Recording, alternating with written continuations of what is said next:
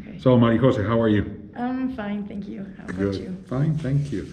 Tell me a little bit about, do you have any idea what you would like to study once to go to Yeah, at the university? moment, I would really like to study neuroscience or genetic engineering. And why is that? I don't know, since I'm a little kid, I am really attracted to science and like finding out where the things come from and our reactions and how it works, like the reason behind things. And do you have an idea of where would you like to study? Yeah, I would like to study in an Ivy League or in a university in London. Have you made any contact yet, or have you Not done really. some investigation about some research about Not really, these but I universities? had an option to go to Germany, and I've had one class of German so far, but Yeah, I read here Yeah. that you started with German classes. yeah. Why is it that you would like to study abroad? I don't know. I think it opens like your mind and your way of thinking. And all my cousins and my parents went abroad, and they say it's a very good experience. And you have your parents' support for that? Yeah. Yeah, they say yes, go ahead. Yeah, they say that they don't want me to leave, but they're proud that I want to. Yeah, they'll probably miss you, no? Yeah. But you still don't know which university would No. be. Okay. You have a class, study skills class, no? Yeah. So tell me about that, a little bit about that class, and what have you learned from that class? I have learned how to manage, how to like turn in assignments and work better in class. Because in middle school it's very different.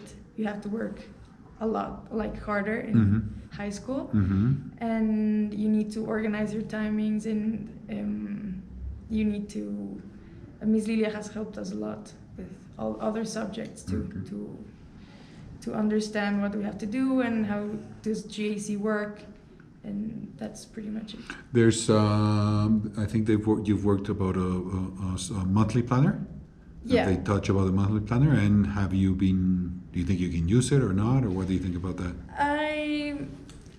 I don't really use I don't really write things down. I make like a schedule in my head, and I put like the order in which I need to do and what time do I need in every task. And you keep it in your head? Yeah. And you don't forget? No, not really. And Good for you. Yeah, I try to start things early, so it doesn't get like I have everything the last moment. And that's pretty much it. When they really give you a organized. deadline, does it help? Yeah, a lot. And why is that? I prefer to work under pressure. I think I'm better doing things. If they give me a lot of time, I just don't do it. You wait until almost the last minute? Yeah. Okay. And do you think that's good? No. And what can you do in order to change that? I think I can start by like things that I need more time to them, and not leave the less important ones at the end, but the like assignments and assessments and things that have more weight in my grades, to start them early. I guess. That might help, yeah. Do you know your learning style? Yeah, a logical mathematical, I think, or visual. And why is that? I tend to look at the person every time I'm talking to someone. I have no difficulty talking to someone and looking them in the eye. And when the teacher is explaining, I prefer to read something and like do it myself. That hear someone talking, it's harder for me if they explain me orally. I don't know. Okay. And some of the things that you've learned, the study methods that you've learned there in GAC, do you think they will help you in university eventually? Yeah. For example, can you give me an example of maybe something? Maybe to follow instructions and read. Okay. To pay more attention to the way it has to be turned in. Okay. Let's talk a little bit about independent learning. Yes. What do you think are the steps to becoming a better learner? I think you have to. A big part is responsibility, determination. Like if you don't care about your grades and your future, you will not work hard enough to get them, to get where you want to be. I think you need to visualize your goals, where you want to see yourself in the future, and I don't know, be organized.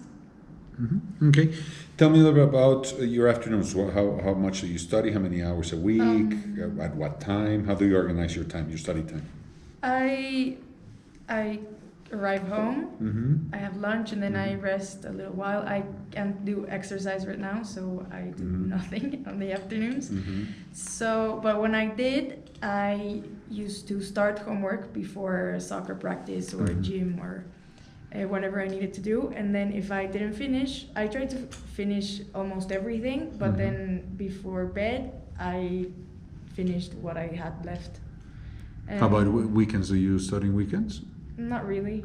Unless you have something on Yeah. And so about how many hours a week do you dedicate to extra work or to study at home? Like an hour and a half, 2 hours maybe. A week? No, a day. Yeah, an hour a day maybe. 4 or 5 hours a week? And is that enough for good grades? Yeah. That's great. I saw here that you worked at Colegio Contadero. Tell me a little bit about that school. And you mentioned that it was a great experience for you. Yeah, and it's my aunt's school. Okay. And most of the kids are like Grupo Técnico here.